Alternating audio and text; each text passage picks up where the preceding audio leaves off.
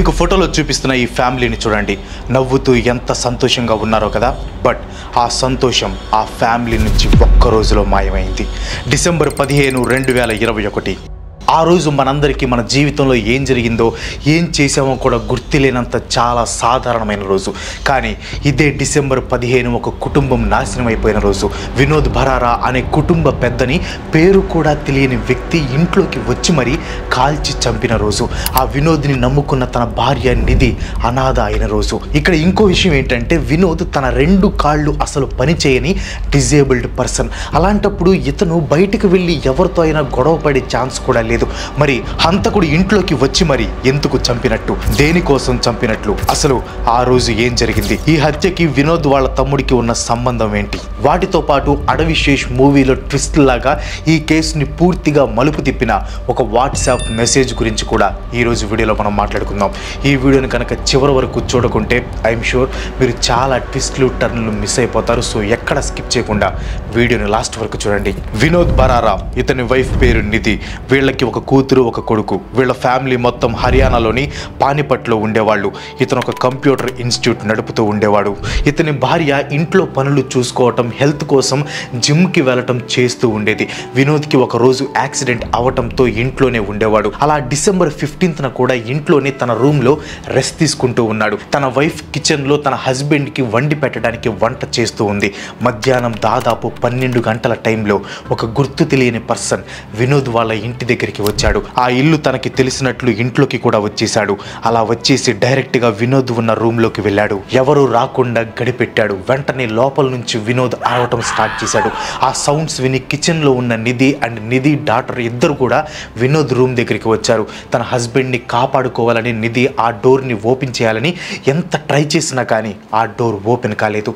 ఇంటికి పెద్ద దిక్కుని రక్షించుకోవాలి అని చెప్పి నిధి అండ్ తన కూతురు ఇద్దరు కలిసి హెల్ప్ కోసం బయటికి వెళ్ళి తెలిసిన వాళ్ళని పిలిచారు. వాళ్ళు కూడా వెంటనే వచ్చి డోర్ ఓపెన్ చేద్దామని చూసినా కానీ ఓపెన్ అవ్వలేదు. లోపల నుంచి వినోద్ అరుస్తున్న సౌండ్స్ ఇంకా ఎక్కువయ్యాయి.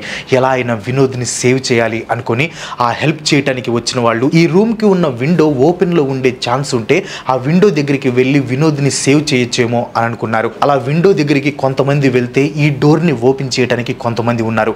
విండో దగ్గరికి వెళ్ళిన వాళ్ళకి ఆ రూమ్లో ఏం జరుగుతుందో క్లారిటీగా కనిపించింది. వాళ్ళు చెప్పిన దాని ప్రకారం వినోద్ని చంపటానికి వచ్చిన ఆ హంతకుడు వినోద్ని బెడ్ మీద నుంచి లాగేసి కింద పడేశాడంట. ఆ తర్వాత వెంటనే గన్ తీసి వినోద్ని షూట్ చేశాడంట. అలా ఒక బుల్లెట్ని వినోద్ నడుముకి, ఇంకోటి డైరెక్ట్గా హెడ్కి దింపాడు. ఆ విండోలో నుంచి చూసిన వాళ్ళు అలా లైవ్లో ఒక మర్డర్ని చూసి షాక్ అయ్యారు. వీళ్ళు అలా షాక్లో ఉండగానే ఆ హంతకుడు తన గన్లో ఇంకో బుల్లెట్ని లోడ్ చేసుకున్నాడంట. అలా చేసి డోర్ ఓపెన్ చేసి గన్నుతో అక్కడ ఉన్న క్రౌడ్ని బెదిరించి పారిపోదాం అనుకున్నాడు. కానీ అది వర్కౌట్ అవ్వలేదు. అక్కడ ఉన్న వాళ్ళు ప్రాణాలని రిస్క్ చేసి మరీ హంతకుడిని పట్టుకున్నారు.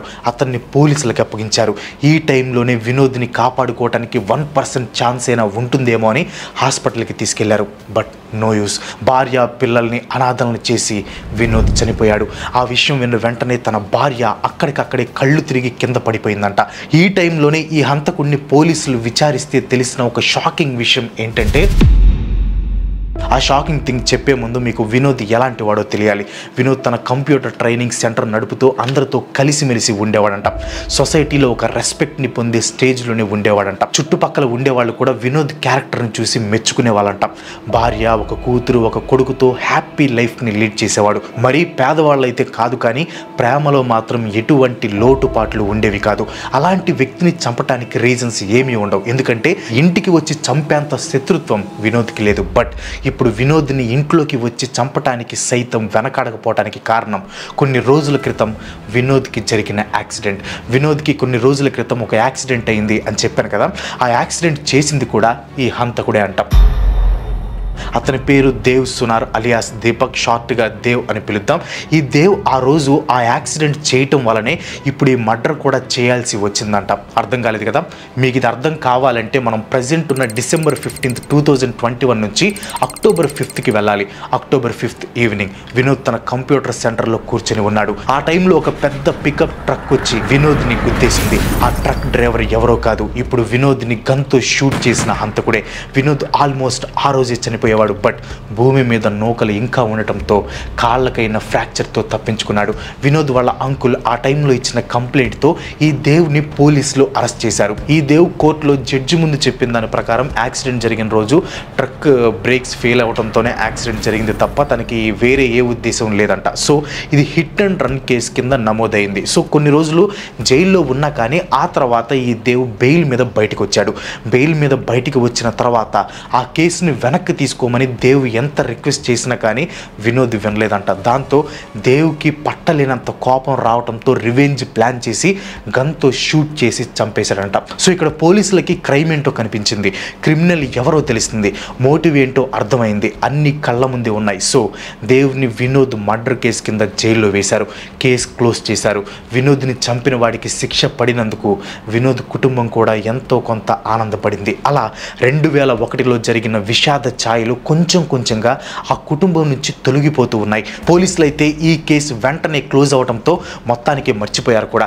ఇక అంతా నార్మల్ అయిపోయింది అనుకుంటున్న టైంలో 2024లో పానిపట్ ఎస్పీ అయిన అజిత్ సింగ్ షెకావత్కి ఒక వాట్సాప్ మెసేజ్ వచ్చింది. ఆ మెసేజ్ ఆస్ట్రేలియాలో ఉన్న వినోద్ వాళ్ళ బ్రదర్ ప్రమోద్ భరారా నుంచి వచ్చింది. అదేంటంటే, నా బ్రదర్ని ఎవరు చంపారో నాకు తెలుసు, సో దయచేసి కేసుని మళ్ళీ ఓపెన్ చేయండి అని. ఇక్కడ మీకు ఒక డౌట్ రావచ్చు, ఆ ప్రమోద్కి తన బ్రదర్ని ఎందుకు చంపారు, ఎవరు చంపారు విషయం తెలిసినప్పుడు ఎందుకు ఇంతకాలం ఆగటమని. ఇక్కడే వినోద్ పేరు మీద రిలీజ్ అయిన ₹1 కోటి ఇన్సూరెన్స్ అమౌంట్ కూడా ఇన్వాల్వ్ అయి ఉంది. దీని గురించి తర్వాత చెప్తాను. బట్ ఇక్కడ ఈ అజిత్ సింగ్ షెకావత్ గారి గురించి కూడా మాట్లాడుకోవాలి. ఈయన పానిపట్కి ఎస్పీగా వచ్చిన తర్వాత తన బ్రదర్ చావుకి న్యాయం జరుగుతుంది అని ప్రమోద్ నమ్మి ఆస్ట్రేలియా నుంచి వాట్సాప్ మెసేజ్ పంపించాడంట. ప్రమోద్ హోప్ని ఏమాత్రం స్పాయిల్ చేయకుండా ఈ అజిత్ గారు వినోద్ కేసుని రీఓపెన్ చేయించి ఆ కేస్ ఫైల్స్ మొత్తం తెప్పించుకున్నాడంట. ఆ కేస్ ఫైల్స్ని వేరే యాంగిల్లో చూడటం స్టార్ట్ చేశాడు. దానిలో అతనికి అర్థమైన విషయం ఏంటంటే, బ్రేక్స్ ఫెయిల్ అయ్యి యాక్సిడెంట్ జరిగింది కనుక దేవుకి కోర్టు పెద్దగా శిక్ష కూడా వేయలేదు, కేవలం కొన్ని రోజుల జైలు శిక్ష అంతే. ఈ చిన్నదాని కోసం రివెంజ్ ప్లాన్ చేసి ఒక పర్సన్ని చంపితే దానికి చాలా సంవత్సరాలు జైలు శిక్ష పడుతుంది అని దేవుకి తెలుసు. సో నార్మల్ సిచ్యువేషన్లో అయితే ఎవరు ఇలా చేయరు. బట్ దేవ్ డైరెక్ట్గా వచ్చి తనకి పడిన చిన్న శిక్షకి రివెంజ్గా డైరెక్ట్గా చంపడానికి వచ్చాడంటే దీని వెనక యాక్సిడెంట్ గురించి రివెంజ్ కంటే ఇంకా పెద్దది ఏదో ఉంది అని గెస్ చేశాడు. ఆ కోణంలో ఇన్వెస్టిగేషన్ స్టార్ట్ చేశాడు, అది కూడా సీక్రెట్గా. సో సీక్రెట్ ఇన్వెస్టిగేషన్ వల్ల నిజమైన నేరస్తులు ఈజీగా దొరికే ఛాన్స్ ఉంది. దానికోసం దేవ్ ఫోన్లో ఉన్న కాల్ రికార్డింగ్స్ని చెక్ చేశారంట. దానిలో యాక్సిడెంట్ జరగకముందు కానీ మర్డర్ జరగకముందు కానీ ఫ్రీక్వెంట్గా ఒకరితో కాల్స్ మాట్లాడినట్టు బయటపడింది. అతని పేరు సుమిత్. దేవ్ వినోద్ని యాక్సిడెంట్ చేసినప్పుడు దేవ్ బెయిల్ మీద బయటికి వచ్చాడు అని చెప్పా కదా, ఆ బెయిల్ ఇప్పించింది కూడా ఈ సుమితే అంట. సుమిత్కి వినోద్ చావుకి ఏం సంబంధం ఉంది అని వెతకటం స్టార్ట్ చేశారు. అలాగే దేవ్ ఫైనాన్షియల్ ట్రాన్సాక్షన్స్ కూడా చెక్ చేశారు. దీనిలో తెలిసిన విషయాలు ఏంటంటే, దేవ్ వినోద్ని పొరపాటున ఒక ట్రక్తో యాక్సిడెంట్ చేశాడు అని చెప్పా కదా, ఆ ట్రక్ని ఆ యాక్సిడెంట్ జరగటానికి కొన్ని రోజుల ముందే కొన్నాడంట. అలాగే దేవ్ అకౌంట్లోకి ఒక అకౌంట్ నుంచి మాత్రమే ఎవరో ఫ్రీక్వెంట్గా అమౌంట్ వేస్తూ వస్తున్నారంట. ఆ పర్సన్ పేరు నిధి. ఎస్, చనిపోయిన వినోద్ భరారా వాళ్ళ భార్య నిధి. అదేంటి బ్రో, తన భర్తని రూమ్లో ఎవరో అటాక్ చేస్తుంటే కాపాడాలని ట్రై చేసింది, భర్త లేడు అని తెలిసి కళ్ళు తిరిగి పడిపోయింది, అలాంటి భార్య తన మొగుడిని ఎందుకు చంపాలనుకుంటుంది అని మీరు అనుకోవచ్చు. మీరు రైస్ చేసే ప్రతి ప్రశ్నకి వచ్చే ఏకైక సమాధానం పేరు సుమిత్. అంటే ఎస్, వీళ్ళిద్దరికి మధ్య అపారమైన అక్రమ సంబంధం ఉంది. ఆ అక్రమ సంబంధంతో కలిసి ఉండటానికే సక్రమ సంబంధాన్ని సమాధి చేయాలి అనుకుంది. అసలు మొగుడినే పైకి పంపించడానికి కారణమైన ఈ రంకు మొగుడితో పరిచయం ఎలా ఏర్పడింది అనేది చూద్దాం. మీకు గుర్తుంటే వీడియో స్టార్టింగ్లో ఒకటి చెప్పా, నిధి హెల్త్ కోసం ఫిట్నెస్ కోసం జిమ్కి వెళ్తూ ఉండేదని. దట్ జిమ్ ట్రైనర్ ఈ సుమిత్. క్రమంగా వీళ్ళ పరిచయం ప్రేమగా మారింది. జనరల్గా ప్రేమకి పేరెంట్స్ అడ్డుగా ఉంటారు, కానీ నిధికి తన మొగుడు అడ్డుగా ఉన్నాడు. అది ఎలా జరిగిందంటే, ఎప్పుడైతే నిధి జిమ్కి వెళ్ళి సుమిత్ని ఇష్టపడటం స్టార్ట్ చేసిందో అప్పటి నుంచి గంటలు గంటలు అతనితో ఫోన్లో మాట్లాడేది. ఆ కాల్ హిస్టరీ ఎవరికి కనపడకుండా డిలీట్ కూడా చేసేదంట. ఈ విషయాన్ని వినోద్ ఒకరోజు గమనించాడు. ఆ తర్వాత నిధి ఫేస్బుక్ అకౌంట్లో సుమిత్తో ఉన్న రొమాంటిక్ చాట్స్ని కూడా చూశాడు. నిధి తప్పు చేస్తుంది అని వినోద్కి అర్థమయ్యి నిధిని నిలదీశాడు. మనం ముందుగా చెప్పుకున్నట్లు వినోద్ కొంచెం మంచివాడు కనుక ఈ ఇష్యూని రచ్చ చేయాలి అనుకోలేదు. తనకి తప్ప ఇంకెవ్వరికి తెలియనివ్వలేదు. నిధితో నిధితో మాట్లాడి తను చేంజ్ అవ్వడానికి ఇంకో ఛాన్స్ ఇచ్చాడు. బట్ ఆ ఛాన్స్ని నిధి ఇంకో విధంగా యూజ్ చేసుకుంది. అదే మొదటిగా ట్రక్ని గుర్తించి చంపాలనుకోవటం, ఆ తర్వాత గన్తో షూట్ చేయించి చంపటం. ఇప్పుడు మనకి ఇంత తెలిసింది కదా, ఇప్పుడు మనం దేవ్ వినోద్ని షూట్ చేసిన రోజు ఏం జరిగిందో ఇంకో యాంగిల్లో చూద్దాం. దేవ్కి అడ్రస్ చెప్పింది తానే, దేవ్ని ఏ టైంలో రావాలి అని చెప్పింది తానే, వినోద్ రూమ్ ఏదని చెప్పింది తానే, ఎలా చంపాలని చెప్పింది కూడా తానే. ఇలా ప్రతి విషయంలో కూడా నిధి హస్తమే ఉంది. అలా ట్రక్ యాక్సిడెంట్లో దేవ్కి 1 lakh మనీ, దేవుని బయటికి తీసుకొని రావడానికి లీగల్ ఎక్స్పెన్సెస్ అన్నీ కూడా నిధినే ఇచ్చింది. ఇంకా చెప్పాలంటే ఆ ట్రక్ ఈఎంఐ కూడా నిధినే కడుతూ వస్తుంది. ఇక్కడ మనం గమనిస్తే నిధి ఎన్నో సంవత్సరాల నుంచి తన హస్బెండ్ని చంపడానికి చూస్తూ ఉందని, దానికోసం ఎంతకైనా వెనకాడలేదని తెలుస్తుంది. మీరు మర్డర్ జరిగిన రోజు రికార్డ్ అయిన ఫుటేజ్ని కనుక గమనిస్తే నిధి కిచెన్లో ఉండే దేవుకి ఇన్స్ట్రక్షన్స్ ఇస్తుంది, వినోద్ ఏ రూమ్లో ఉన్నాడని. నిధిని చూసిన దేవ్ కూడా సైగలు చేసి ఓకే అన్నట్లు వినోద్ ఉన్న రూమ్లోకి వెళ్ళి చేయాల్సింది చేశాడు. ఆ తర్వాత నిధి తన యాక్టింగ్ స్కిల్స్తో తనకేం తెలీదు అని నాటకం ఆడింది. కానీ ఈ నాటకానికి 2 ఏళ్ల తర్వాత ఒక వాట్సాప్ మెసేజ్తో తెరపడింది. ఇక్కడ మీకు వచ్చే ఇంకో డౌట్, ఆ వాట్సాప్ మెసేజ్ పెట్టిన వినోద్ వాళ్ళ బ్రదర్ ఎక్కడో ఆస్ట్రేలియా ఉంటాడు కదా, అతనికి ఇక్కడ జరిగిన విషయాలు ఎలా తెలుసు, అది కూడా 2 సంవత్సరాల తర్వాత ఎలా బయటపడిందని.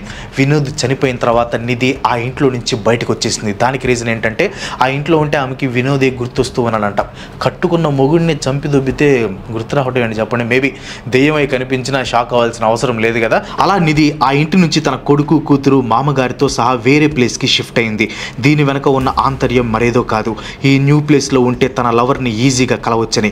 సో నిధి పైకి బాధపడుతున్నట్లు నటించిన లోపల తనకంటే లక్కీ ఎవరు ఉండరు అని అనుకుంది. దానికి తోడుగా తన హస్బెండ్ ఇన్సూరెన్స్ అమౌంట్ కూడా తనకే వచ్చింది. ఇది చాలదన్నట్టు నిధి తన మామగారి బ్యాంక్ బ్యాలెన్స్ని కూడా ఖాళీ చేయటం మొదలుపెట్టింది.